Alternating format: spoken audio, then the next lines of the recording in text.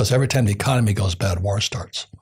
So that's what brought Hitler to power back in the early years, Do you think it's going to happen again? We're already in it.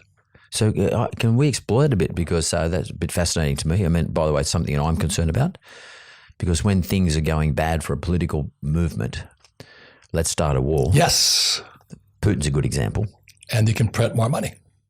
And we print money. We produce, because we need to print more money, because we need to produce more arms and various other things. And we'll go to war, and we'll fight the good fight. Well, if I give Aussies a plug here, I fought in Vietnam twice as a Marine, and the Aussies were tremendously respected fighters. They were jungle fighters. And they said, what about Americans? As Americans clear the jungle, then they fight. They did too. They cleared it with a certain agent. They kill a lot of people that way too, Yeah, they just dropped Agent Orange on them. Yeah. I remember those days. In fact, it's interesting. And you won't know this individual, but maybe you do, but there was a Prime Minister who there was a gentleman who wanted to become Prime Minister of Australia and became a very famous Prime Minister. His name was Gough Whitlam.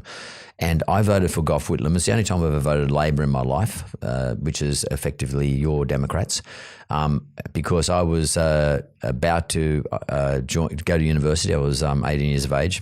I was at university. I was 18 years of age. And conscription was in Australia because the war was on, Vietnam War was on. And the last thing I wanted to do was go to Vietnam.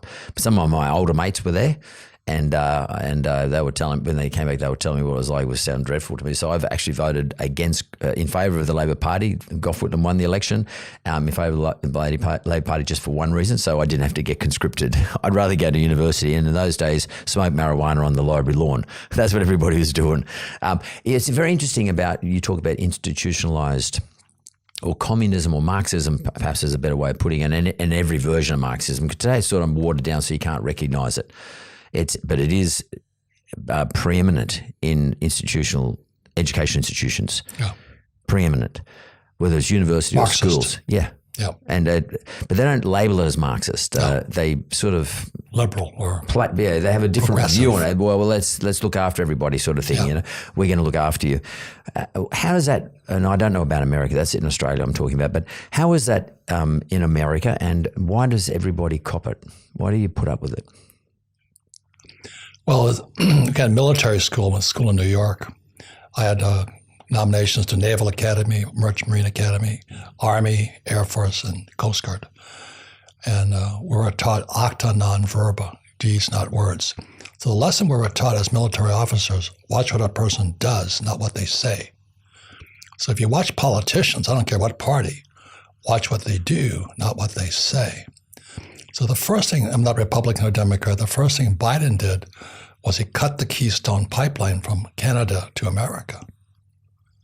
And I'm an oil guy. I went to school. I worked for Standard Oil. I went to school to drive oil tankers for Standard Oil. And the price, I was selling oil under Trump for $30 a barrel.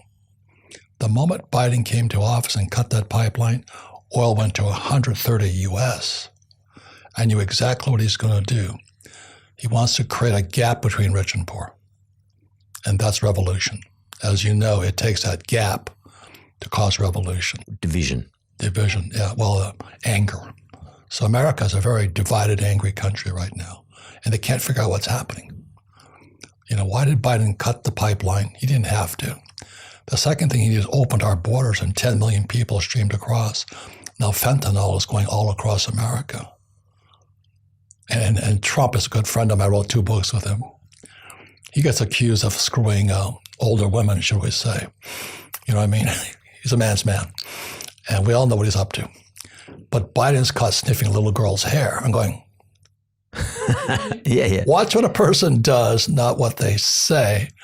And then I've seen that vision, by the way. I've been sniffing the young girl's hair. That was a bit weird. And not only that, Trump's 2 sons, Don Jr. and Eric, are good friends of mine. They're classy young men. I hunt with them, So we're upstate New York with the 2 Trump boys. We go into this restaurant, and they go in back to talk to the Mexican illegals. They all shake hands, they say hello and all that. They're great young men. And this guy, Hunter Biden, oh my God, like father, like son, on drugs, porno, and all this stuff. his laptop goes missing. You're funny about that. Yeah, we can't find it, So there's so much goofy stuff going on in America. We're so divided right now. It's not safe. It's not good. Do you think that, Biden's been not accused, been characterized as someone who's not competent, mentally competent, probably even physically so, but definitely not mentally competent to run a country. Do you think that Americans in the election of 2024 this year are going to re-elect him notwithstanding that, or do you think that people are going to move away from Biden and perhaps look for somebody else, and that maybe not Trump, but somebody else, like cast their vote in another direction, perhaps Kennedy? Bobby Kennedy. Yeah. But where do you think Americans are going? Because and is this Kennedy seeing that there is a gap in this division between the two camps and is running up the middle? And how big not a threat, but how big a threat is he to both Biden and to Trump? Well, Bobby Kennedy's a good man. Nobody owns him. And he wrote about this COVID thing and all this, and he wrote against Fauci. Those guys are criminals. Big Pharma runs the world, so do the banks, as you know. Yeah. So Bobby Kennedy is like his family. You can't buy them. So I like Bobby Kennedy. And it's not Republican or Democrat. I just want somebody to keep their, actions speak louder than words. And so Bobby Kennedy took on Big Pharma, which is good. And how do you think he would go, sir? Because Big Pharma is extraordinarily strong in terms of lobby and can create all sorts of havoc for an individual. Are they going to run him down, start campaigns against him? Have they started something against Kennedy? Start to attack his character? My concern, as Stalin said years ago, he says, it's not who votes that counts, it's who counts the votes. And so that's why election was stolen, I think it was. But America has a bad habit of taking out the Kennedys with guns. So I'm afraid quite a few of them have gone down with being killed. John and Bobby. So America is they're messing with power and the banking powers, the cartels. The Federal Reserve Bank is not an American bank. It's a cartel of the richest banks in the world. And you know that running a mortgage company. You don't play their game, they stomp on you. So that's my concern. Money is power, like it or not. Yeah. So what do we do as a voter, as a small? Well, we would all consider ourselves as just one vote out of many millions, and in the case of US, hundreds of millions. What do we do about that? I mean, how do we get fairness and justice, or do we just cop it on the chin? Well, everybody has their own idea how to do this. My idea way back when was educate yourself. So I created the cash flow board game because I learned investing playing Monopoly. And Maria Montessori, she's one of the great educational entrepreneurs. She said, what the hand does, the mind remembers. So in school, I sat there, words went in one ear, out the other, just sat nothing. And that was my poor dad, lecture, talk. Whereas my rich dad taught me about investing, playing Monopoly. 4 greenhouses, Red Hotel, 4 green. So today I own 10,000 rental units and 3 hotels. I also invest in Bitcoin. I use debt and I use all that. Everything school doesn't teach you. So when I saw your CV, with mortgages and all that, that's essential. But you're messing with fire. You know what I mean? It's a golden rule. Who has the gold makes the rule. Yeah, I know that. I quite like taking on the establishment. I always have. I have fun with basically sort of being Robin Hood a little bit, sneaking out in the middle of the night and taking market share from anybody who's unaware or not paying attention. The problem is the big organizations pay much more attention today. And as opposed to, say, 10, 15 years ago, they're much more aware of people like me and John Simons from Aussie Homelands and those guys who, to some extent, I wonder who the new young people are, because this takes a lot of energy. What I was doing takes a lot of energy. I was in my 40s. I still got some energy around it, but it's much harder, and you've got to be much more stealthy and much more intelligent about it. And require much more resources than ever in the past, because they got massive resources. The depth of their resources, both money-wise, but intellectually, but also data I mean, their data resources are outrageous, what they know about you. If you're a customer of somebody, a big bank or a big pharma or a big telco, they know everything about your life. Yep. They know what you do, where you go, how much you spend, how often, what on, how many Ubers you arrange, how many times you go to the casino, online casino, gamble, how much money you draw out of the bank because you can't. There's no cash. There's no cash in Australia. 85% of transactions in Australia are online. Well, you see your armored car services going out of business because they don't have to collect cash anymore. Yeah. And clubs, like I'm on the board of a lease club, we hardly have any cash. So we don't, and because the armored car service is quite expensive for us. So, we just deal with our own cash. So, and there's not much anyway. So, and as this cash disappears, our behaviors become much more available for others to collect data on. Where do you see us going with all this stuff, Robert? Like, I feel like it's closing in on all of us, and we can't stop it.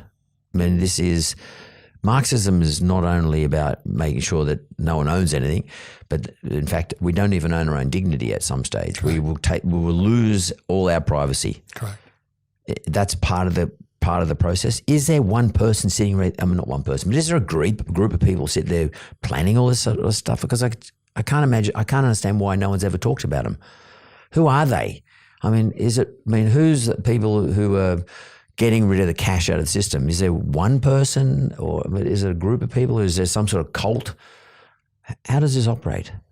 Well, I think it was inevitable it was going to happen, that money would go crypto. So that's why the reason I have, I think I have 70 Bitcoin. I don't know how many I got. But crypto is good. I'm talking about when banks won't let you deal in cash. No, that's what I'm saying is we should go crypto. I'm getting off the banking system. Yep. So I own a lot of gold and silver, things like that. So I don't want anything they can print. So I own stocks, but at my company, I took them public. And my goal was to take companies public on New York, NASDAQ, and Toronto Stock Exchange. So I got New York, I got Toronto Stock Exchange. This summer I go public on NASDAQ. So I control the paper, but I'm an entrepreneur. That's trained to do this stuff. Take control of your life. So I created the cash flow board game so people can teach people what schools will not teach you. And if you can control your money, you control your life. But years ago, I read a book by R. Buckminster Fuller. It was in 1974. The book was called Grunch of Giants. Grunch stands for Gross Universal Cash Ice. Simply said, he was saying your wealth is stolen via your money. So the harder you work for money, more tax you pay, inflation. You put it in the bank, inflation steals it. And fees. Yeah, fees, all that. I'm not against it. I'm saying wake up. Yeah, so what would you advise? So let's say someone's under 30. I guess it doesn't matter what age you are, but someone's under 30 and they're getting nervous. They're all saying, should I buy Bitcoin today? I mean, Bitcoin's at record highs at the moment again. Should I buy these cryptocurrencies? Should I start to step into these environments? When should they invest in these environments? At the height of the market, or is the market going to continue to grow, or is it, or should they seek another one? Like perhaps they should look at Ethereum or some other currency that's cheaper. I mean, should young people approach these markets? Well, it's very simple. You've got to choose your education. If you listen to a financial planner like a super person, they can put you in stocks and bonds are crashing. It used to be, and I don't know how it is in Aussie here, but bonds were considered safe. Today, they're the most dangerous assets you can put your money into. And the S&P 500 is at all-time highs. And my generation, the boomer generation, is getting ready to retire. So this little cartoon character, Peanuts, with Lucy and Peanuts. And so Lucy would hold the football like this, and Charlie would run up, and she'd pull the ball away. I think they're going to do that to the boomers. I wrote a book called Who Stole My Pension? And written by a forensic economist, because they're going to steal our pensions. They're already stealing it. So the American baby boom generation is a 50-50 chance won't retire. Their houses, all they got is their house now, most of them.